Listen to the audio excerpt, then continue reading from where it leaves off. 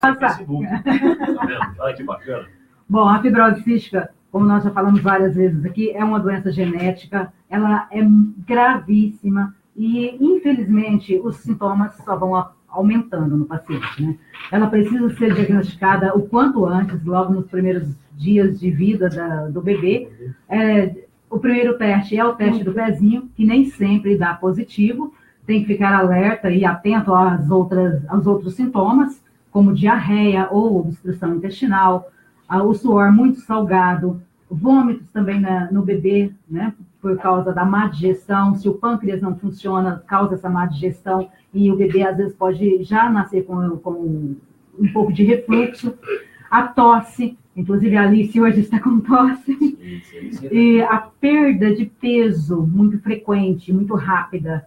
Essa criança, a criança fibrocística, que principalmente que tem a mutação delta F508, que é a mutação mais grave da doença, e é mais frequente, infelizmente, ela afeta muito o pâncreas. O pâncreas não consegue fabricar as enzimas suficientes para manter uma boa digestão, a criança vai perder os nutrientes do alimento. Então, ela vai perder peso muito rápido. Tem que ficar atento a esses sintomas. Pneumonia de repetição, bronquite também de repetição, que é a bronquite crônica, e vários outros sintomas que vão aparecendo aí no decorrer da vida desse bebê. Tem que ficar atento. Então, o diagnóstico é muito difícil. Por isso que quando tem aquela suspeita no teste do pezinho, automaticamente já é encaminhado para uma consulta, o teste do suor. Aqui, o pessoal da região, aqui em todo o estado de Minas, tem encaminhado para Belo Horizonte. Automaticamente já chamam, né, com uma certa urgência, e vão para Belo Horizonte. Belo Horizonte seria a nossa referência principal na questão de diagnóstico e de tratamento? Nós temos 3 centros de referência em Minas Gerais, que é Belo Horizonte, Juiz de Fora e Uberlândia. No caso de Uberlândia, a Frutal não tem a pactuação integrada, então esses pacientes são encaminhados para Belo Horizonte. A Alice faz o tratamento lá, como eu já expliquei, porque já tem muito tempo, foi logo no início que eu pedi a transferência para cá, e onde eu morava tinha a pactuação. Nós estamos aguardando aí que Uberlândia se manifeste. Inclusive, nesse mês agora de fevereiro, a Alice tem uma consulta lá e eu vou sentar com o pessoal e conversar. Porque a secretária de saúde daqui de Frutal, assim como da gestão anterior, a outra secretária, já tinha tentado fazer essa pactuação, mas o sistema não aceita. E não é culpa do município, nós dependemos de outros municípios, do estado, né, do governo federal e tudo mais. Então, a fibrose cística é grave, ela é hereditária, você não sabe se você vai herdar de algum parente. A única coisa que a gente tem como ajuda é saber a origem da nossa família. Se você é descendente de europeu, é branquinho, né?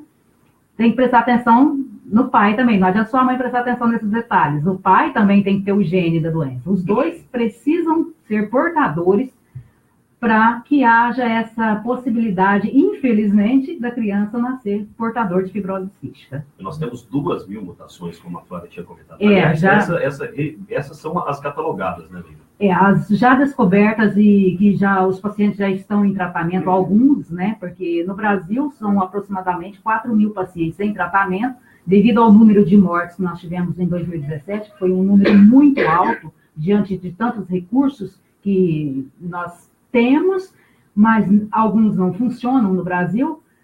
Nós tivemos aí uma queda de pacientes em tratamento. Por que não tem mais, a gente não sabe exatamente o número de pacientes em tratamento? Porque somente em alguns estados acontecem a triagem para a fibrose cística no teste do pezinho. É complicado, tem estados aí do Nordeste, Norte e Nordeste, eles sofrem demais, morrem sem saber o que tem. Inclusive, esse mês aconteceu a morte de uma menina de 14 anos que ficou internada em vários hospitais do Mato Grosso e veio a falecer porque eles não tinham o material para fazer os exames no laboratório do Hospital de Cuiabá. Essa criança morreu e nós sabemos pelos sintomas que provavelmente é fibrose cística, porque tem todos os sintomas, mas precisava ser comprovado pelos exames. É o caso do Guilherme, né, Flávia? A gente sabe que é a fibrose, mas não sabemos qual é a mutação dele. Por isso precisa desse exame tão caro que a rede pública não está oferecendo hoje, porque eles não têm condições não tem o material necessário, e às vezes nem o profissional capacitado para fazer esse exame. Então, a rede particular se adaptou rapidamente, devido ao grande número de pacientes, apesar da doença ser rara, mas no Brasil já é considerado um número altíssimo, porque nós temos aqui uma miscigenação, uma mistura de raça muito grande. E alguns estados, principalmente Minas e São Paulo, nós temos um grande número de pessoas descendentes de europeus. E é engraçado que tem pessoas que falam assim para mim, mas como eu posso desconfiar que o meu marido tenha? Não está escrito na testa de ninguém. Existem os exames genéticos, que são caros. Esse exame mesmo que o Gui precisa fazer, esses exames que são vários, né, são vários testes, é um exame caríssimo. Para nós, então, que ganhamos aí um salário, né? Somos trabalhadores, somos engraçadinho, sim, mas ainda temos que agradecer a Deus, né, por ter a possibilidade de morar numa região tão rica de pessoas que sempre estão ajudando. Mesmo assim, ele é caro. É difícil encontrar também um laboratório confiável. Ao todo, hoje, são 1.936 mutações já comprovadas e essas mutações estão sendo tratadas nos pacientes.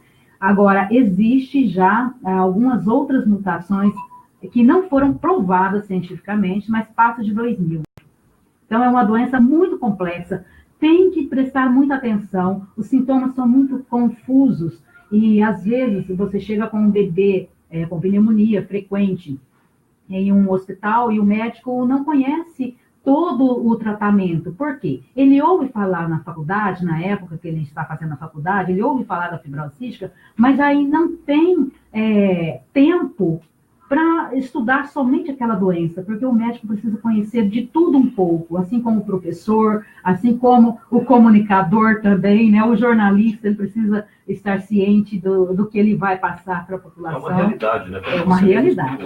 E eu acho que o sistema público, uma hora ou outra, vai ter que se adaptar, né? Porque, apesar, aliás, esse é o motivo, por ser uma realidade muito...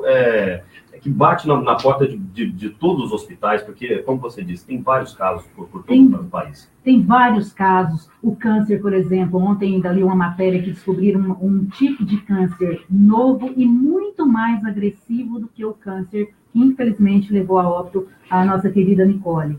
Então, eu fiquei muito triste por saber disso. E associado a uma mutação da fibrose cística, que não foi bem cuidada no paciente, eles descobriram que o paciente desenvolveu esse tipo de câncer, super agressivo. Então, é uma coisa que a gente tem que prestar muita atenção. Às vezes a gente chora, eu também choro, eu não sou de ferro, né? Mas nós precisamos ser firmes e continuar cobrando, porque as pesquisas estão aí, precisa de investimento nessas pesquisas. E, infelizmente, nós não temos tendo esse respaldo, não é só do governo brasileiro, não. Em outros países também a situação está difícil. Foi vetado um outro medicamento que poderia erradicar a bactéria da pneumonia mais frequente. Simplesmente não foi aprovado. Por quê? Teria que fazer testes em animais, mas algumas pessoas que não são tão conhecedoras da causa interviram e parou a pesquisa. É triste a realidade, mas nós temos que enfrentar ela.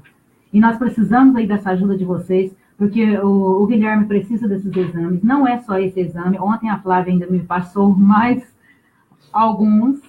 Né? Ela estava na estrada, vindo de Belo Horizonte com ele, ela me passou alguns exames. Inclusive, nós vamos pesquisar sobre aquele outro exame que você me falou, do intestino.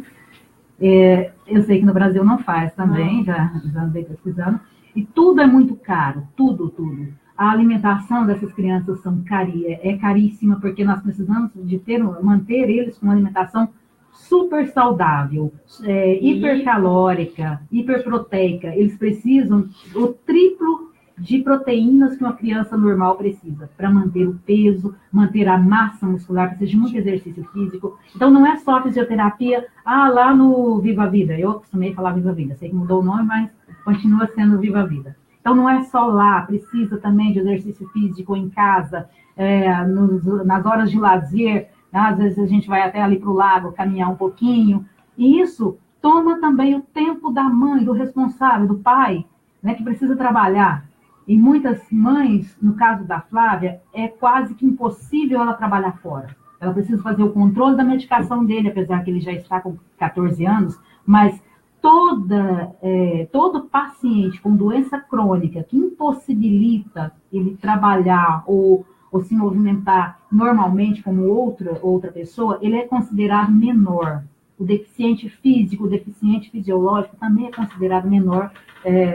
Isso está previsto no ECA, né? Conselheiros tutelares aí têm conhecimento disso. Eu também já fui conselheira tutelar e já enfrentei algumas situações referente a pacientes fisiológicos, nós não sabíamos, mas ele foi considerado menor com 19 anos por ter um problema cardíaco crônico que impossibilitava ele de trabalhar, então ele precisava de alguém para ficar ali do lado dele. Então, a lei acaba ficando do lado desse paciente. Então, no caso do Guilherme, a Flávia não tem condições de trabalhar fora.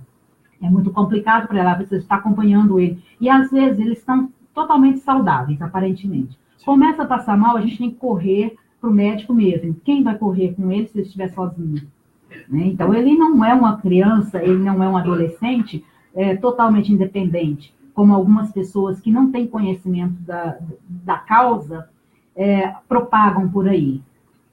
Isso aconteceu comigo, uma pessoa que não sabia, não conhecia o problema, né, a necessidade da minha filha, considerou minha filha apta ao trabalho, com 8 anos, e independente.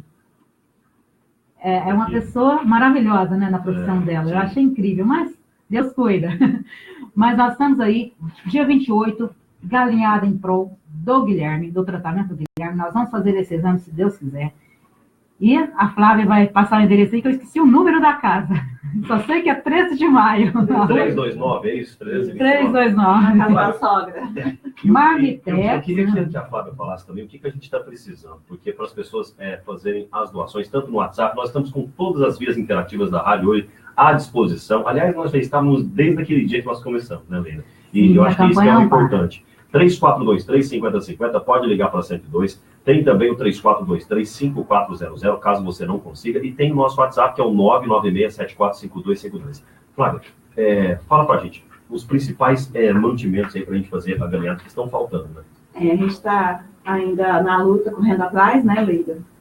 A gente conseguiu arroz, óleo, a gente acabou de ganhar uma doação de frango.